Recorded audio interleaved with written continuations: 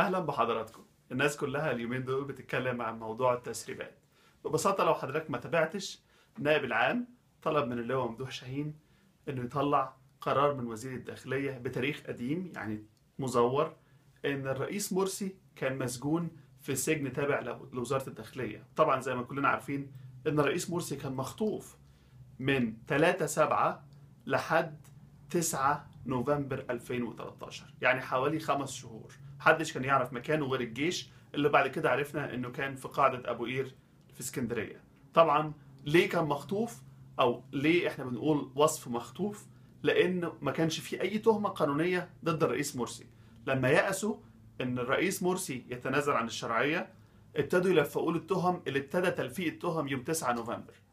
تعالوا نشوف مع بعض المتحدث العسكري قال ايه يوم 17/7/2013. اعتقد ان الامر الخاص بالرئيس المعزول، القوات المسلحه خدت اجراءات، ودي اجراءات لحمايته، خاصه ان احنا بنتحدث عن مؤيدين للرئيس المعزول، فهناك اخرون غاضبون ضد شخص الرئيس، وبالتالي في ظل حاله عدم الاستقرار في الشارع المصري فكان من المفضل هو الابقاء عليه بشكل يكون في تامينه هو الهدف الرئيسي منه. يعني ليس احتجاز؟ ليس هناك احتجاز، وأن القوات المسلحة بتحترم القانون وبتحترم مؤسسة القضاء المصرية. لا احتجاز بدون أمر قضائي. أنا وياك، لا الوحش بيحلو ولا الزفر بينضح. بشكر الإعلامي عمرو أديب اللي فكرنا بالفيديو اللي وزير الداخلية بنفسه اعترف إن ما كانش هو نفسه يعرف مكان الرئيس مرسي لحد يوم 9 نوفمبر 2013. بشكر عمرو أديب، وتتفرجوا على الفيديو اللي بيثبت الكلام ده. انا عايز افكركم وزير الداخليه يوم 9 نوفمبر قال ايه في القاهره اليوم ما انا كلمته وسالته 2013 بعد ما مرسي اتقبض عليه. نسمع.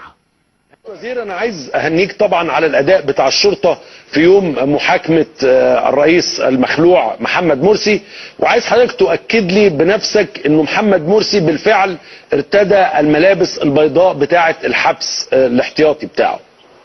هو طبعا انت حضرتك عارف يا استاذ عمرو ان هو ما كانش محتجز في السجن. كان متحفظ عليه في مكان ما، فما لم تطبق عليه لائحة السجون. وطبعا احنا جبناه ودخلناه على الجلسة وبعد كده استلمناه.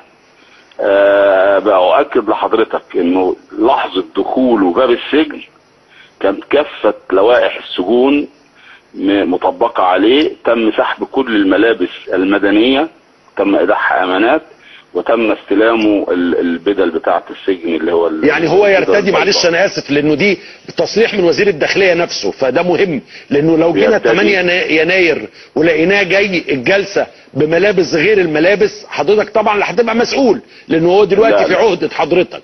فعايز بتؤكد لي الان ان هو يرتدي الان ملابس البيضاء زي اي مسؤول. زي ما حضراتكم شفتوا، وزير الداخليه ما كانش يعرف اي حاجه عن مكان الرئيس مرسي في خلال ال5 شهور اللي هو من 3/7 لحد 9 نوفمبر.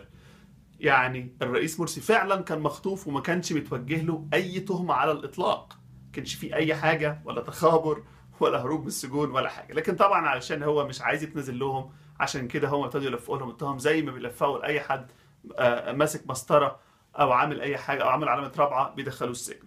هي دي طبيعه الانقلابيين، هي دي طبيعه الخونه. طب تعال نشوف مهيطه الكبير ابو فلاتر، هو نفسه معترف ان هم كانوا قابضين على الرئيس مرسي والفريق الرئاسي بتاعه في الاول في دار الحرس الجمهوري قبل ما يتنقل للقاعده البحريه. تعالوا نشوف. اللي قدام دار الحرس الجمهوري، وكان جواه بكل القيم المحترمه الرئيس السابق وكل معاونيه، وكأنهم في مكانهم. يعني كانوا موجودين وقت الأحداث. يبقى إذن الهدف كان الهدف تحرير رئيس معزول كما يسمونها. دي مصيبة كبيرة جدا، يعني تهريبه بقى، يعني ازاي يعني. يا سلام يا سيسي لما تتكلم على القيم والأخلاق. بصراحة أنت أحسن واحد يتكلم على القيم والأخلاق، بس طبعا الناس المتخلفين عقليا مش الناس الطبيعيين. خلينا نسأل سؤال مهم جدا. الرئيس مرسي كان مخطوف لمدة 5 شهور من 3/7 ل 9 نوفمبر بدون توجيه أي تهمة ليه. طيب في سؤال مهم جدا، ليه وفود الدول وليه كاترين أشتون راحت تقابله اللي هي كانت ممثلة الاتحاد الأوروبي؟ هل كانت بتقابله بصفته رئيس الجمهورية ولا بتقابله بصفة مجرم؟ طب لو هو بتقابله بصفة مجرم ايه علاقتها بالقضاء المصري؟ ملهاش أي علاقة طبعا. برضو كاترين أشتون كانت بتحاول تقنع الرئيس في خلال ال5 شهور دول، وبتحاول تهدده ان انت لو ما وافقتش على التنازل وان انت تدخل في خارطة الطريق او تخلي يعني السيسي يرجع يمسك مصر زي ما حصل بعد كده، هيلفقوا له تهم، وده اللي حصل بعد كده بداية من 9 نوفمبر 2013. تفتكر كاترين أشتون ليه قابلت مرسي؟ السؤال هو هي كاترين أشتون لما بتزور مرسي بتزوره ليه؟ يعني ايه هي الصفة بتاعت مرسي حتى يتم زيارته؟ مثلا السفير العلاني عاوز يزور مرسي ليه؟ النائب فلان الفلاني بالبرلمان الترتاني عاوز يزور مرسي ليه؟ هي دي أول سؤال، أو ده أول سؤال. تاني سؤال، ليه بقى بيتم السماح؟ بينقسم الفريق لنوعين، فريق يقول مصر ما فيش على رأسها بطحة فبتسمح ليهم بالزيارة حتى يطلعوا على أحوال هذا المعزول المخلوع السابق محمد مرسي عيسى العياط. صفحات اللي على الفيسبوك اللي بتحاول تشكك في التسريبات اللي فضحت الجيش والقضاء بتقول ان التسريبات دي غلط، بدليل الدليل اللي هم بيقولوه يعني ان في التسريبات بيقولوا كلمة المشير، مع ان في 3/7 السيسي ما كانش مشير. طبعا هم ما سمعوش وما فهموش التسريبات كويس. خلينا نشرح لهم لعل وعسى يفهموا ويبطلوا كذب اللي هم دايما متعودين عليه. حضرتك السيسي بقى مشير يوم 27 يناير 2014. دفاع الرئيس مرسي طلب التحقيق في إجراءات اعتقاله أو اختطافه طلبها امتى؟ في أول جلسة في قضية التخابر. تاريخ الجلسة دي يوم 17 فبراير 2014. 17 فبراير 2014 يعني بعد 3 أسابيع من السيسي مشير. تمام كده؟ ادي حضرتك الفيديوهات اتفرجوا عليها، وممكن لو حبيت تتأكد من حتة تانية ادخل على الانترنت واكتب تاريخ ترقية السيسي لدرجة مشير. أصدر رئيس الجمهورية المستشار عدلي منصور قرارا جمهوريا بترقية وزير الدفاع والإنتاج الحربي الفريق أول عبد الفتاح السيسي لرتبة المشير.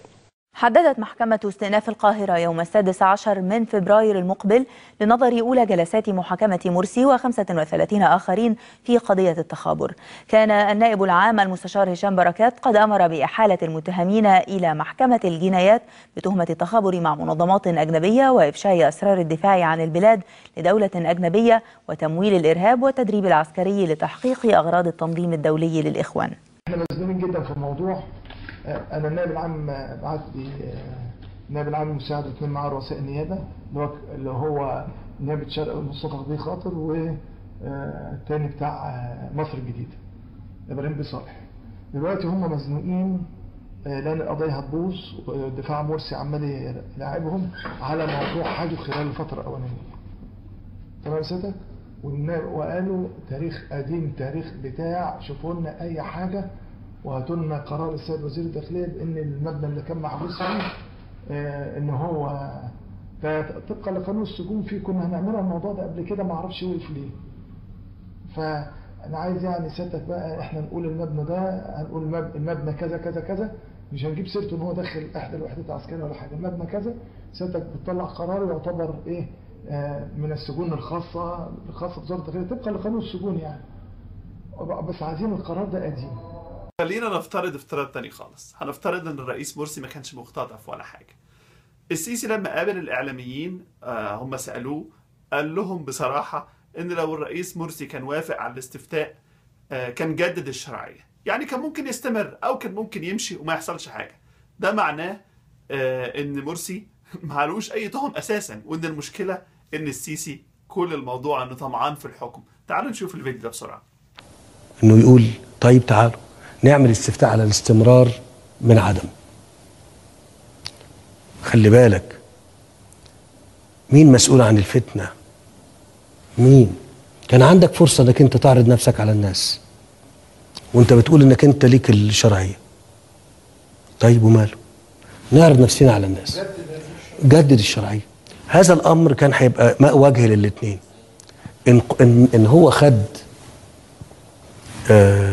جددت له الشرعيه، الاخرين ايه يا استاذ عادل؟ هيسكتوا ويقبلوا، ويبقى ده موجه جديده نبني عليها تفاهم تاني، مش كده؟ طيب لو النهارده ده ما خدش الاصوات اللازمه، هيبقى ده الامر ده لمؤيديه هيبقى ماء وجه ان هم يقبلوا بالواقع الجديد، مش كده يا استاذ خالد؟ وكنا احنا ما دخلناش في دي ونعديها من اللي هي فيه عشان نعيش. زي ما حضراتكم شفتوا السيسي بيقول انه كان موافق جدا ان الرئيس مرسي عمل استفتاء والناس جددت له الشرعيه يكمل، ما جددت له الشرعيه يبقى خلاص ومفيش مشاكل. يعني معنى كده ده اعتراف من السيسي صريح جدا ان الرئيس مرسي معلوش اي تهم اطلاقا، وان كل التهم متلفقه لانه رفض التعاون معاهم او ان هو يرضخ لمطالب الانقلابيين. طيب هل السيسي قال الكلام ده مع ناس تانية ولا دول بس؟ تعالوا نشوف تاني.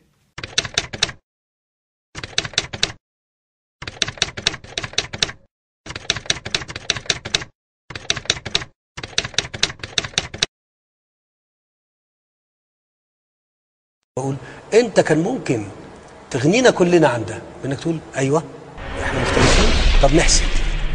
ساقبل الاستفتاء. انا اقبل الاستفتاء على استمراري من عدمه، ومؤسسات الدوله كلها جنب منك، الوزاره وده وده وده، لكنه لم يقبل للنهايه. طيب لغايه الساعه 4 يوم 3/7. 4 يوم 3/7. نعم.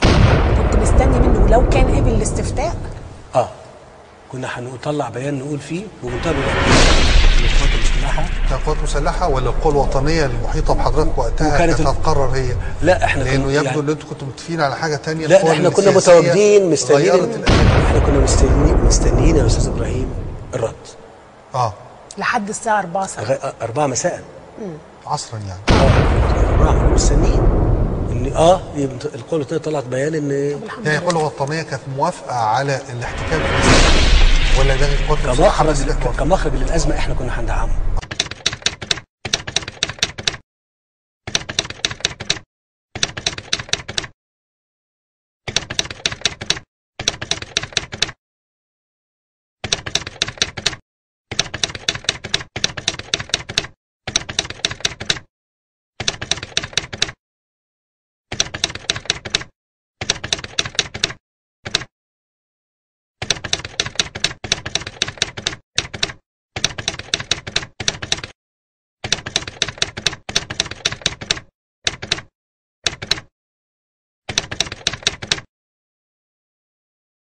في مارس أبلغت مين يا فندم أن الأمر قد انتهى؟ يعني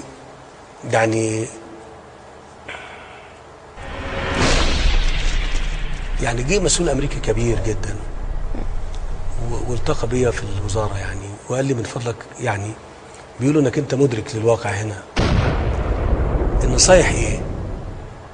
قلت له الوقت انتهى، انا ما عنديش نصايح ليكم. الوقت انتهى.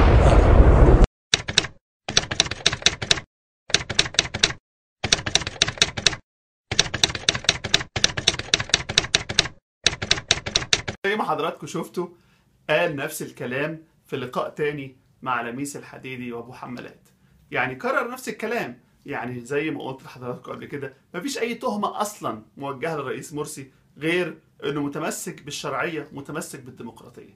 طب خلينا نسال سؤال تاني، نرجع لورا شويه. يا ترى ايه الحالات اللي ممكن يتدخل الجيش المصري فيها علشان يشيل الرئيس؟ خلينا نشوف الفيديو ده من اعضاء المجلس العسكري بيحددوا بالظبط امتى يقدروا ينقلبوا على الرئيس المنتخب. سياسة القوات المسلحة ودي جزء من تحضرها، جزء من تحضرها انها تحترم الشرعية، تحترم الشرعية ولا تنقلب على النظام، والا كان يعني كل يوم الصبح وزير الدفاع يقوم مثلا ما يعجبوش رئيس جمهورية ينقلب عليه. جزء من تحضر هذا البلد انها يعني لا تنقلب على شرعية.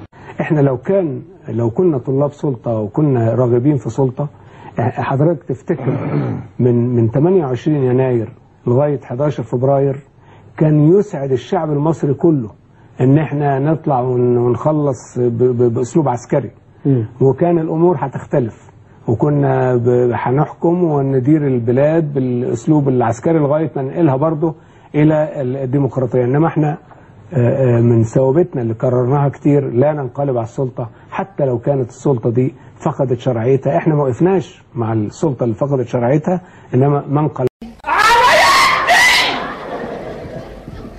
كنت قاعد هنا وكنت قاعد هنا وهي قاعده هنا. سلام. هي دي الحالات اللي فعلا الجيش ينقلب فيها على الرئيس. طبعا هم بيقولوا ان هم ما بينقلبوش وان هم عمرهم ما بينقلبوا، كل كلامهم كذب، كل التسريبات اثبتت الكلام ده. مش التسريبات دي بس، التسريبات اللي قبل كده للسيسي اللي طلعت كلها صح، تسريبات من حتت تانية كتير جدا، تسريبات لشفيق، كل التسريبات اللي طلعت كانت فعلا صح. وتأكد حاجة واحدة بس، ان الناس دول متآمرين وخونة وعايزين يدمروا الوطن، واللي بيعملوه ده بيضر مصر كلها، بيضر كل مصري، حتى سواء انت مؤيد او معارض كل المصريين هيتضروا.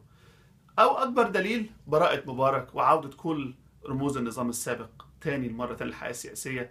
الف مبروك لثورة 30 سونيا، انها دمرت امال الشعب المصري ورجعت الناس تاني للمربع صفر، لكن الثورة مستمرة. شكرا.